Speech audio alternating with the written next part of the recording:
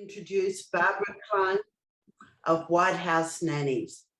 Barbara Kline is the president of White House Nannies, the family-operated full-service agency that provides permanent and temporary nannies, household managers, corporate backup, and event care, as well as chefs to DC, Maryland, and Virginia families and businesses.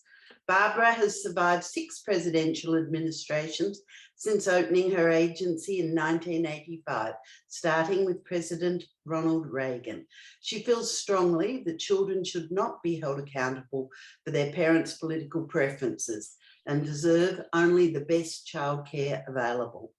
Barbara has always championed nannies by providing free training with experts, and she was the first agency owner to advocate for employer contribution to nanny health insurance in America. At the same time, she's focused on educating parents on how to be good employers in their own homes to ensure lasting relationships. As a leader in the industry, Barbara's frequently called upon by local and national media. She's been featured as a leading nanny expert on Good Morning America, CNN, NPR, All Things Considered, and on Fox as Power Person of the Week. She's been quoted in the Washington Post and the New York Times. Barbara is the author of the book White House Nannies, Penguin Tarcher, 2005. I do recommend you all get that book and read it. Wonderful book. She's a current member of INA and a former board member, and most recently she served as the president of the Association of Premier Nanny Agencies at APNA. Now, without further ado, let me introduce Barbara of White House Nannies. Hello, Louise. It's great to be with you. And it's the middle of the day here and getting late at night in DC. I'm going to ask you some set questions, and feel free to answer them as fully or as succinctly as you would like. Looking back over the years since your agency began, what have been the biggest changes for the nanny sector? Well, I want to thank you, Louise, for giving me my homework assignment for the last week, because I've been focused on you asked me very good questions, and I wanted to be thoughtful about answering them, and they allowed me to go back in history a little bit and think about what's gone on in the nanny industry over the last 3+ decades. And so when we started, all our nannies were live-in. So what was a bit scary about that was, should a nanny lose her job, she didn't lose just her livelihood, but she lost the roof over her head, her salary, and possibly the vehicle she was driving. And that was scary. And if the nanny didn't have any family close by, it was just a scary time. And that situation could still be true today. In the olden days, there were many nannies who were not legal, and that was even worse for them because there was definitely abuse. Because this is an industry where workers work in isolation. And that's the huge difference here. Now we get the occasional job that's a live-in job. It has a carriage house. This is the preferred nanny job, or separate quarters. None of those jobs where you're living on the same living level as the family and sharing a bathroom with the children. I think those days are pretty much over. And in the old days, I used to go to everybody's house. When I think about this now, I can't believe it. I used to get in my car and drive our beltway, which is huge, to make sure that every nanny's accommodations would be suitable. And so those days are sure over. And so I would say one of the biggest changes is the live-in to live out. Most of our nannies where we are all local to the area by and large.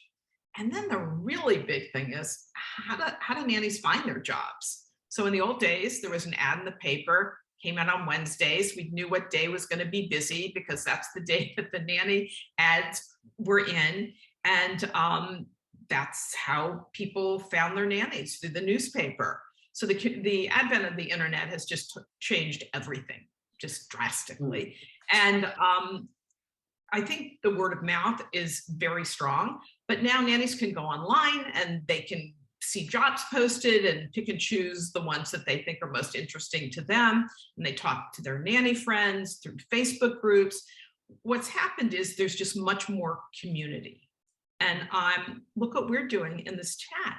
You're in Australia, I'm here, and we are having, we're having this conversation. And I think that the organizations like INA and APNA have really provided their membership with not only great information, but also the sense of community to help combat some of that working in isolation. Oh, I totally agree. The world has changed so much in the last, we've roughly been in business the same amount of time. Right. But it's strongly still about dealing with human beings and community. And I think in some ways that community has become more sophisticated and more knowledgeable. Which brings us to where we're at right now. How's the pandemic changed the industry from where you're sitting in Washington, D.C., Barbara? So what's happened in the last 18 months or so? And how's that going for us? I can speak to this personally and generally. Not a whole lot of good from where I'm sitting. I really could probably sit here with you and kind of whine and lament about how our lives have changed and how much we're feeling isolated, and you have the lockdowns, and how much we're missing just those mundane things that we all took for granted. And I know for nannies, this is also a sea change, because they had their nanny meetups and they had classes for kids and play dates and museum adventures. Washington, D.C. is just, it's just a wonderful place for a nanny. Our museums are free by and large. So you can really get, you can have the best adventures. So if your child, you're all geared up to go and you end up staying for 30 minutes, it's not the end of the world. You didn't pay. If you have to leave, you have to leave. But I think what's really happened during the pandemic is this focus on childcare. All of a sudden, people are starting to talk about the role of childcare and how it impacts their lives. Today, I listened to 2 stories on the radio, on our public radio stations, about people who don't have children are just stunned that there's a problem. And parents who are in the thick of it are miserable. During the pandemic, obviously, a lot of daycares closed, the au pair program closed. It's been a very rough time. And then parents are home. And what made them think that they could, work and take care of the children at the same time? Parents really started to see what went into a day of taking care of kids. I think it was extremely eye-opening for parents to see, what did a nanny's day look like? Because usually the way it went, they'd say hi in the morning, they'd pack them and go out the door, they'd come back at 6 o'clock, and having, yes, they talked, maybe texted during the day, but really that 8 to 10 hours during the day, I think a lot of parents really had no concept of how hard this job is. And for some parents, they started with newborn care help, and they've had help right along. And during the pandemic, that for some people, that stopped completely. There was no childcare. The upside of it was that kids got to see their parents more. And we live in the land of workaholics. So parents weren't rushing off to work. And there was no commute time, no sitting in traffic. So that was great. But then the issue was everybody was home. So for the nannies who were working during the pandemic, we had a lot of discussions about boundaries, both physical and psychological, respecting someone's workplace, not flitting in and out and being disruptive. So we're really good at pointing out all those pitfalls to parents who have never had to confront working in the same space as their nannies. What's interesting here, and I don't know what happened in Australia, but nannies somehow became designated, at least here, essential workers. Why? Because this city falls They apart. are here too. They're okay. So what happened during this time? You saw my daughter Joanne, who's working with us and is really, during the pandemic, she took charge of all the social media. She was tweeting the mayor. She was tweeting the governor. Our nannies in Virginia, are they essential? Are they not? I mean, our lives were crazy. It was day by day trying to figure out. So finally, okay, they're essential workers. And then the vaccine comes out. And this is what really got me. Yeah, they were available, but all of a sudden nannies weren't deemed eligible. If you were a daycare worker, if you worked in an institutional setting, you were eligible to get a vaccine. But if you worked as a nanny in a private home, that was a different story. So that was, and certainly on a level I understand it. Daycare providers were providing group, care in group settings, and nannies were working for private single families. But what we did was we kind of, I don't want to say we gamed the system, but we did a little bit. We figured out, we have a very nice logo and very nice paper. And we found if we wrote that our nannies, whether they're working for her family or doing corporate work for us, we're working with White House nannies, they could get vaccines. So we talked to parents, we're like, we'll get you a letter, we wanted to get everybody vaccinated as quickly as possible. And so that really worked. We were, I have to say, I give Jillian a huge amount of credit for this. A lot of work went into getting this done and acting quickly. The good thing for nannies, I think everybody's talking about this, supply and demand, wages have gone up, hourly rates have gone up. Is that true in Australia? Not yet. And we're a little bit behind, which is one of the reasons we're in lockdown. We've got an announcement that by October the 18th, which is coming up very shortly, all childcare workers need to be vaccinated or have an appointment. And of course, childcare workers hasn't been defined. There's been some conversation as to whether that means nannies, whether it means nannies that work for a labour hire firm or for the federal government. We as an agency have taken it that it means all childcare workers, including nannies. Yeah, be prepared to make that case, because that, we went through this, and happy to talk to you about that when you get there, because it was not fun. It was just seemed kind of inequitable to us. But what we have seen is that hourly rates have definitely gone up. We told our clients this was happening. Parents are often very quick to blame the agencies for hourly rates and quote jacking up rates, which we do not do. It's set in the marketplace. But this was truly set in the marketplace. Neighborhood listservs, parents were going crazy. It was pants on fire trying to hire nannies during the pandemic because their daycare's closed, because the au pair program closed, for all, or their nanny had a child or children and didn't have care, so she had to stay home. I mean, it was tough times. But I think the higher wages, they're going to come with expectations also. The wages here have really, in this area, have really shot up. So I think for nannies, good for them.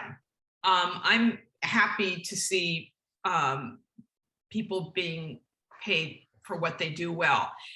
And just to chime in, the other thing that I heard today that literally brought me to tears, I don't even know, this NPR story, which is our public radio story, was about going into daycares and talking to workers who were being paid. They're the second lowest paid workers, the lowest rung, next to the lowest rung, daycare workers. And this interviewer went in and talked to them, and to a person, they said, I have a passion for this. I love children. I want to do this. I can't afford to take care of my own family and have this job that I love. we need to be subsidized here. That's all I can say.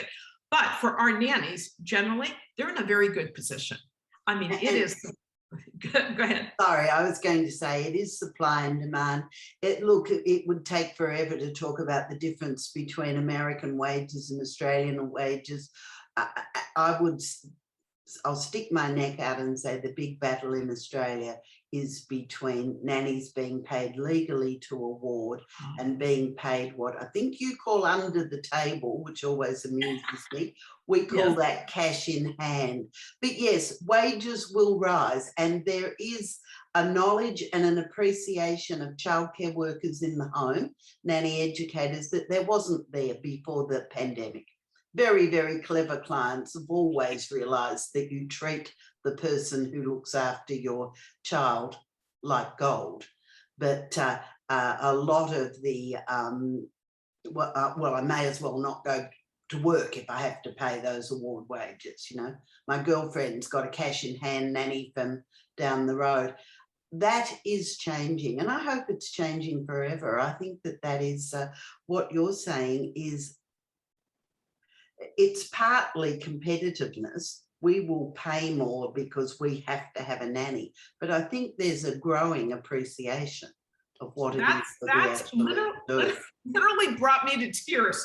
It was, I think people are shocked that anybody would take a job for so little money because they really felt that being with children was so important. And this was a guy who went in. I think it's a very, very large amount of money that's being earmarked in this new bill that's before our Congress for childcare. And it went basically from zero to like 250 billion. I don't know what the exact number, but it's a crazy number. And the reason that this story got told was the guy was like, why are they earmarking this much money? Is there really a problem? And as he went across the country and interviewed families, he started to see what a disaster childcare is in the United States. It is because it's always been, hey, it's your problem. How many times, I'm sure this has happened to you, when you've talked to a client and she said, let me close my door, because no one should ever know that a woman has a problem with childcare. Like this is the big dark secret there. Not if you're at work. And, you know, I am quoting an American. People kept telling me many years ago to read Sheryl Sandberg's Lean In. And I didn't want to read it because, you know, I haven't got time. And what would I have in common with the chief financial officer for Facebook, for heaven's sakes? I don't know if you remember the book. In the first paragraph, it says, you don't, and I'm paraphrasing, you don't get out the door without great childcare. So, you know, CFOs, females and politicians been closing the door while they have these little secret conversations. I need childcare. Yeah, it's just so interesting. And because Washington is just such an interesting microcosm, everybody here works. That's why they come here. They don't come here to retire. They don't come here to play tennis. It's a very different environment. So everybody is working here. And so the competition for good help is good childcare is, it's here. And I think people are now realizing that they're going to have to pay for it. And that should be trickling down from nannies to childcare centers everywhere. People need to be paid for this. I agree. And that reminds me of something that you said in your book, that you consider yourself, and I'd like your comment on this, it seems timely to throw it in here. You consider yourself the other chief of staff in Washington, D.C. The other chief of Homeland Security. I had one of the weirdest experiences in that. And, you know, obviously I'm not telling, I don't do names, but this is a while ago. The joke was my client was the chief of Homeland Security. So I am getting childcare into his house and he is the chief of Homeland Security for the country. That's what's fun about living here. But I appreciate your questions to me, and they just seem so timely now because of the pandemic. Childcare is just huge. About big time. As grandmothers, I hope you don't mind me outing you as a grandmother. I'm proud. We had an Australian Governor General, first female Governor General, and I went to something she spoke at, and she said, one of the things she said was, feisty grandmothers unite. We expected in the 70s that we weren't still going to be having conversations about the importance of childcare by the time we were grandmothers. And here we are. Things need to get better for childcare workers, and a recognition of the importance of childcare. I'm going to go on to one of our other questions now, though. Can you describe an ideal nanny applicant for your agency? Yeah, it was an interesting, at first it was like, oh, of course I can reel this off. So some of it's, fairly obvious. And the first thing, which I actually didn't write down when I first was making my list, was a love of children. So if you don't have a passion or a love for this really is the wrong job. I mean, people who don't shouldn't do this job. So take another job. So we want people to really have that enjoyment and love of children. We want people who are experienced. So we are looking for people who have track records. We want them to have a work history. We want them to have a chronology with, the names and numbers of previous families and the dates worked and the ages of the children. We want glowing references. We're also hyper aware that there are lousy employers out there. We're pretty good at figuring, because we've been here long enough and know enough families here. I mean, there are certain families you hear the name, you're like, oh, whoa, if she lasted there 9 months, that's probably as long as anybody could last. So we want glowing references, but we're going to deal with reality of maybe what that family, one or two families were like. We like letters of reference, and this is kind of funny. In the old days, we didn't really care about them because we were always going to call the references. But we find that our families just love reading those letters. So now that's something that we like. And what happens, I think, when nannies leave jobs, they lose track of people. This is a very transient city. So we have people posted abroad, we have people everywhere. So once you leave a family, tracking them could be difficult. So getting a letter of reference when leaving a job is especially when things are good, is really a good thing to have. And then we want some necessary credentials. We want somebody first aid and CPR certified. We can help with that afterwards. We want them to have their vaccinations up to date. If they're going to be with a baby, we want them to have a Tdap. And then probably one of the other most important things that we would ask for is someone has a great attitude, Enthusiasm, energy, integrity, and intelligence. All that. I'm going to see how you just did that, Louise. Yes, we're going to.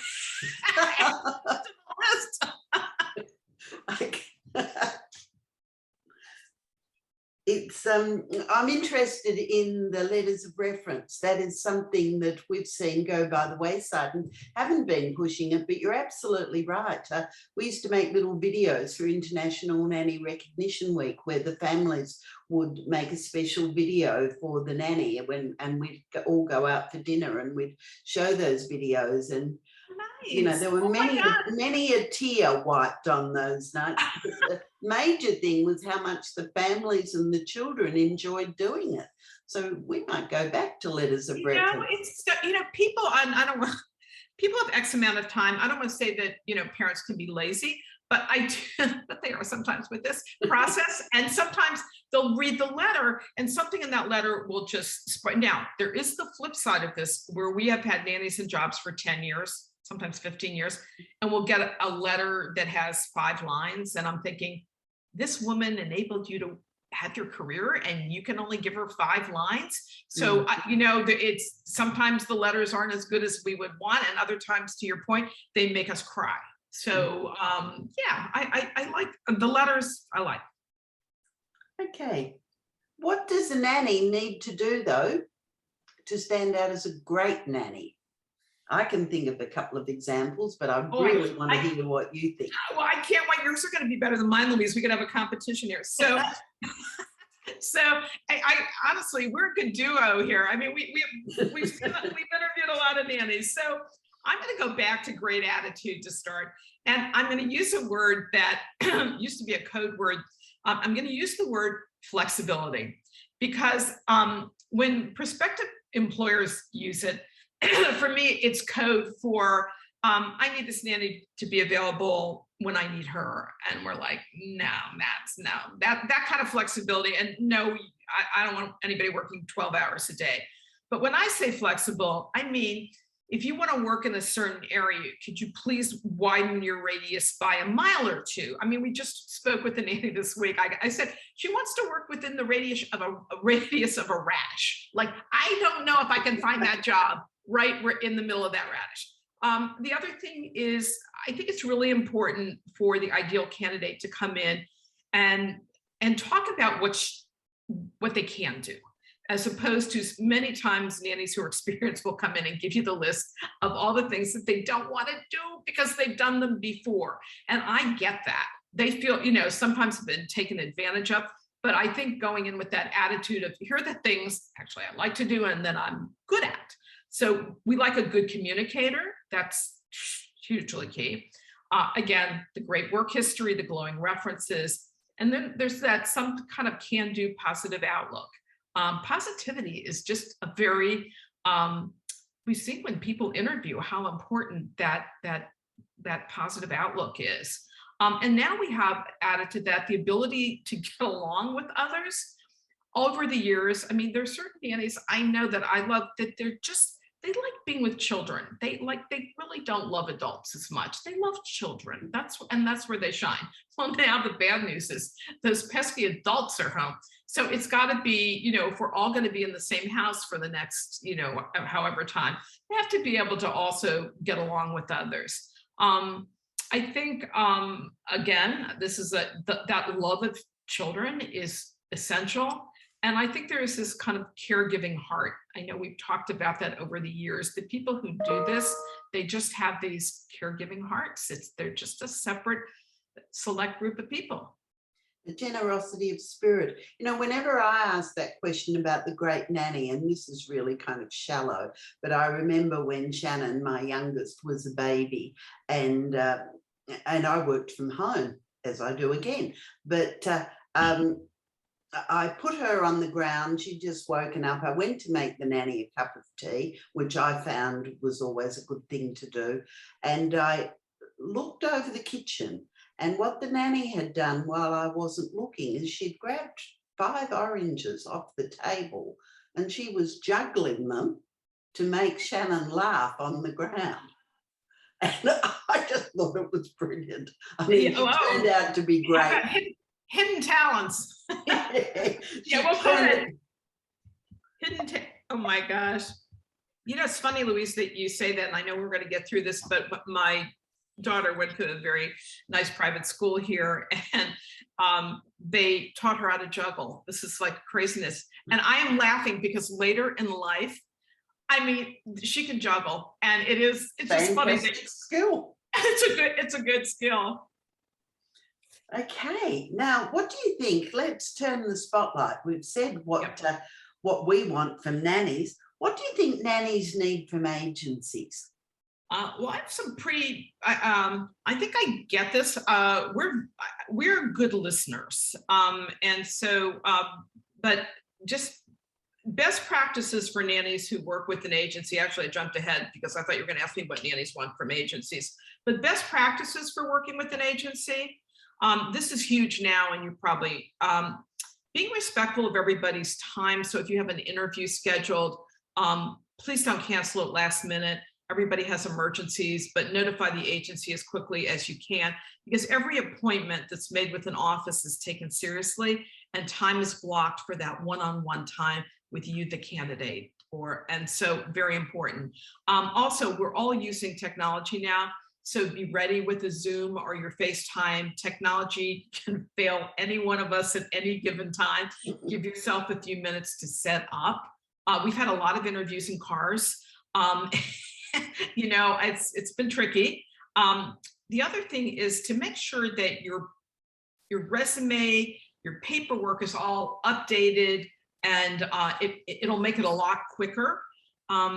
My office, I asked this question to my office, and the head of my perm division said, Be responsive, return calls, check your voicemail, your email, your text messages on a daily basis. Really important that we hear that the agency is kept in the loop. So we want to know who called you. How did the interview go? That feedback is really important.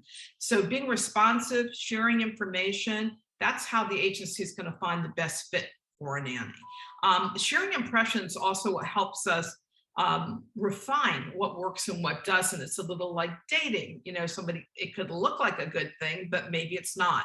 So positive, negative feedback are super helpful to make a good match. Also, here's another one that I don't know if you've run into. We would really like people to be transparent about where they are in their process of job search, because we devote a tremendous amount of time to each candidate, calling references, checking all sorts of things. And then if you're going to take a job in the next week that you've already interviewed, I think it would be the right thing to say, I think I have a job that I think I really like. Let me call you back after I make my decision, as opposed to putting us through the whole process. What really makes our day in the agency is to hear how happy a nanny is in her job. We make a lot of effort to make that happen, and we get such joy when we get that call that we've done a good job. It sounds so simple, but 30 some years later, I am telling you, it's just what makes all of us, especially me, smile. So I again, I remember an English nanny that checked her references, started us straight away one summer in Melbourne in the days when we were all allowed to go out. And she rang me from, must have been early days of a mobile phone, from the edge of the pool. And she said, I'm in the pool with the 3 kids in the backyard. I can't believe I'm getting paid to do this. And what do you think nannies need from us? What do they want from agencies? Are you and I in a position to answer that? Probably not. We might put that in the chat questions afterwards and get the nannies to tell us. But what do you think nannies need from agencies? I'll make a stab at this, because I started to say we're good listeners. So, and I think part of it actually, the first thing I'd say is good communication. So if a nanny sends in an application, because I've heard this and seen it online, they want to hear from an agency in a timely manner. Did you get my application? That's really basic. I think the second thing is respect. Anyone in this industry knows how important it is to respect nannies for how hard they work. So we are unfailingly respectful of people. Honest. Here's the hard part. What happens when the nanny really doesn't qualify for your service? I think for agencies, this is the hardest thing. How do you tell someone, I like you, but I just don't think you have enough experience, or whatever it is. I think agencies really fall down on this a lot, because nobody likes to deliver bad news. And so people get strung out there. I'd be curious to hear what nannies had to say about that. I think what they want from us is to find them great jobs and find them matches that matches their wants, their needs, their experience. I think what goes back also to communication is nannies need to understand, like, there's a timeline. So they have to have the expectation on both sides is, let us do our job, realistic timeline. So they need an explanation of the process and how things work, so they don't think that nobody's paying attention to them because they haven't heard back immediately. It takes time. It's not an immediate turnaround. I think also the support time and willingness to talk through their struggles and their decision making. We really try to be a partner in this process. We'll help assist with negotiating compensation packages if necessary. And I think the biggest thing for nannies, I would think, I am speaking for them, is community. You know, we're family run as you are, and we like to think of our nannies as extensions of a family. And we value them, we care about them. And I think it's important that they know that. That's one of the reasons I really only place in this area that I don't place nationally. It's just probably a stupid business decision. Well, look, the world is changing very quickly. We still only place in Sydney, Victoria and Tasmania, and we are getting inquiries a lot from Queensland at the moment, but we don't feel that we can do that properly yet. I'd really like to hear from nannies at this point, so please feel free to put things in the chat line. Barb and I are interested to know, did we miss anything? Have we not listened to you? Is there something that you want from us? I've always said great nannies need great jobs fast. The fast part is hard, Louise. I know. Sometimes not. I mean, sometimes it happens so quickly they think that's the way it always is. It's such serendipity that you have exactly the right nanny for exactly that right job. There's a lot of serendipity there. And yes, look, many years ago, I had a nanny return to me. I knew her well, double checked the references of where she'd been. I just got off the phone from a client who lived up the road. I said, would you like to go and interview with this client? She said, I'll call her now. She went up for the interview. They both called me back at 4 o'clock and said, we're starting. That's the fastest I've ever done. That's pretty good. That's pretty good. Thank you. I've done it once in 33 years. Now, I want to ask you, because I know you've got a what we call a temp desk or our labour hire service, which is where we employ the nannies and we post them out to jobs, so they don't need to negotiate salaries, etc. All that is kind of covered within the award. Do you look for a different kind of setup when you're employing a nanny for your corporate or backup care?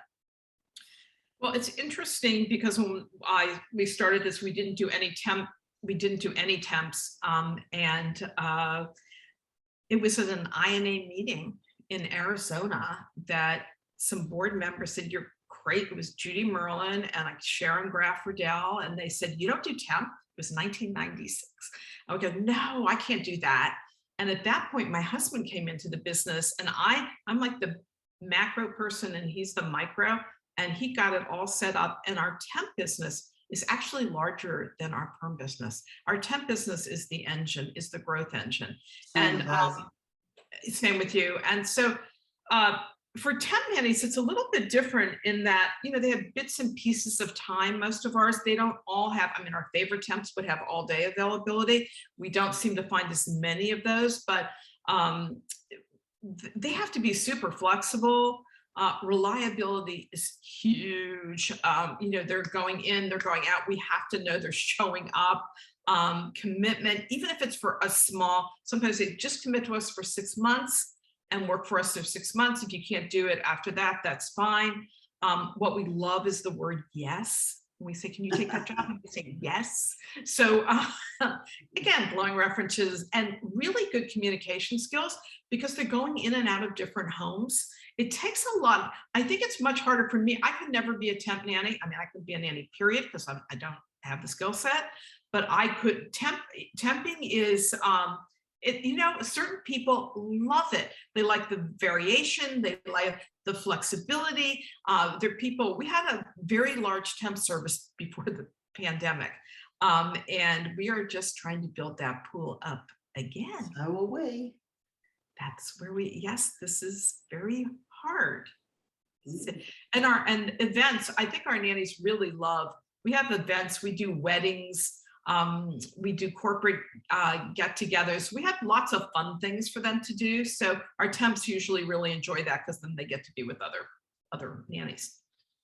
And I believe that, you know, over there in the promised land, you are all out there, though. You're still having weddings and corporate events. Melbourne, we will get outside soon. No, we're just literally our temp business, which was really on a great trajectory, stopped. Zero. Zero. We have our first event this weekend. Literally, we have not. The only thing that's been rescheduled, let's make you laugh, weddings. All those weddings that were, you know, in 2020 that were canceled are happening now in fall of 2021. So we're staffing a lot of weddings. Oh, well, that's fantastic, and we look forward to doing that too. I- Again, from where we're sitting, it feels like we're never going to get out. Now, can you tell us, without mentioning names, of course, and that is the nanny world across the world is quite small when it comes down to it, and I would never mention names in Melbourne, even though there are 5 million people. There is always, you know, you mention the triplets in Brighton and you'll get 4 nannies going, I know them. Let alone if you start mentioning quads, because there aren't that many of them within a 5 million people city. Can you tell us, without mentioning names, of course, and the world is a very small place, a funny experience that you're happy to talk about? It doesn't need to be funny. It can be funny, peculiar, funny, ha-ha. So I think I'm going to conflate probably the 2 questions that you asked me.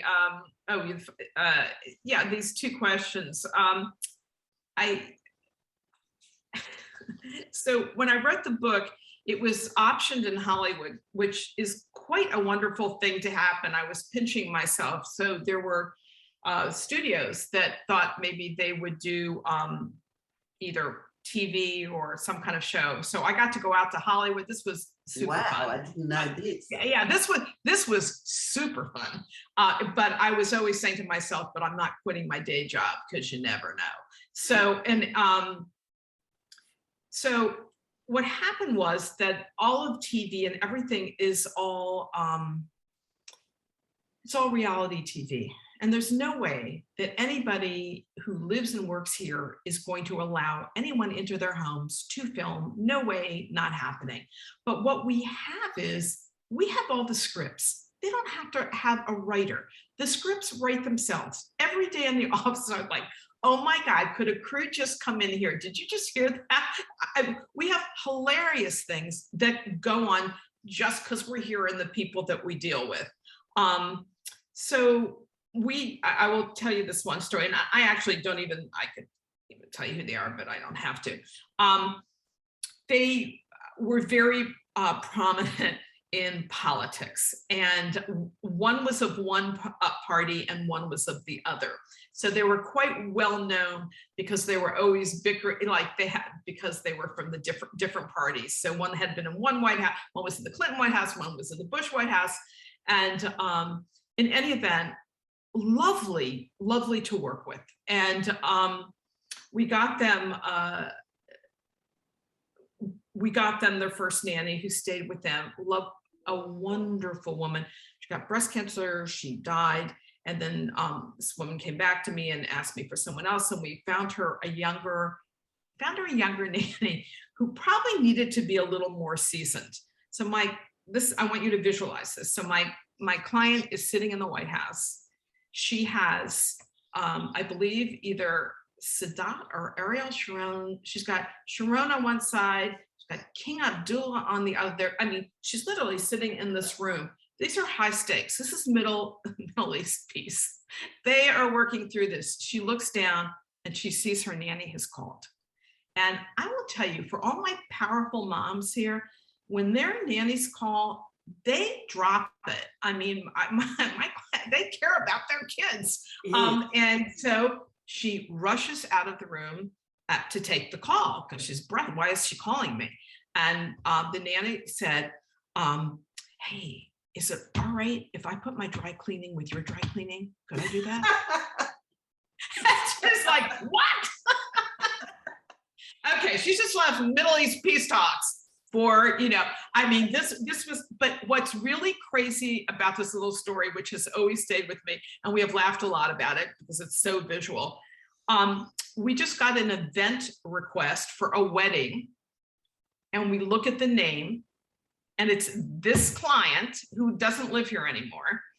It's this client whose daughter's getting married, and we are staffing the wedding.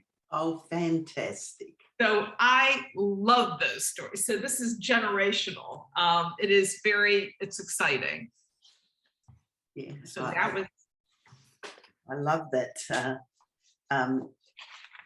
Having both of us having been doing this occupation for quite a while, it's always fantastic when people come back to you for many, many years ago. It's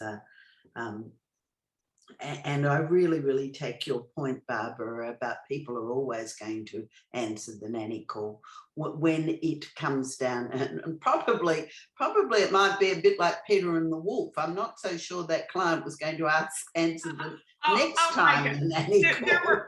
There were more stories after that. That one just really got me, and it was pretty funny.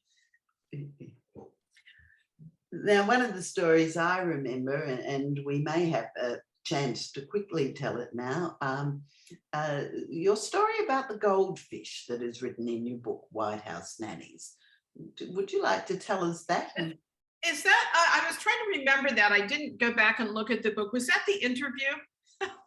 It was a goldfish called Elvis. You know, it's so funny. The only goldfish, you know the story better than the only goldfish story. I mean, this will, how many nannies have gone on interviews where the children are there during the interview and they have a very obstreperous child, and you know the parents are dying because they want the nanny. So when you ask me about the goldfish, I just want you to visualize this. So the nanny is sitting talking to the parents, and the child, little boy, goes behind her, takes a handful of goldfish, the little crackers, and puts them over the nanny's head. And she has cascading goldfish. So that was one of the stories but Elvis, I can't remember. I don't remember the story. It's all right. And I can't kind of key into it now. So we'll probably let that. Okay, I'll go back and look at that one. Look, this is the end of the interview. It's been absolutely glorious talking to you. I think we could go on forever, but I know that it's getting late in Washington, D.C. I'm delighted to see that you're still here, Barbara, that the business is continuing to thrive. I personally want to thank you for your time as what you called the pandemic president of APNA. From our little town right at the bottom of the world, knowing that there was a worldwide movement of agencies and nannies that were working together to provide a calm care for children is really, I mean, I can't emphasize enough how often our agency said, thank goodness for APNA and the agencies in America that we know are out there, and similar-mindedly. I appreciate, we really were a community. And this is what we talked about originally, the importance of the community, and that's with INA. I will say that nannies have the challenge, we all have, you know, being able to pivot and stay positive and figure out how to love your job when it looks very different from how it looked before. But, you know, many of the children never knew anything except what they know now. So they just know, they just know the nanny, and the nannies are making a huge difference in every single family. And I think nannies need to know how important they are, especially during this period of time. That would be my parting. Yes, I could not agree with you more. And let's hope better times are to come when we're all fully vaccinated and the world has returned to something approaching normalcy, but it will be different. And I think the time has come for childcare workers to be appreciated and be loud and proud about the work that they do. Yeah. All right. It was so nice speaking with you.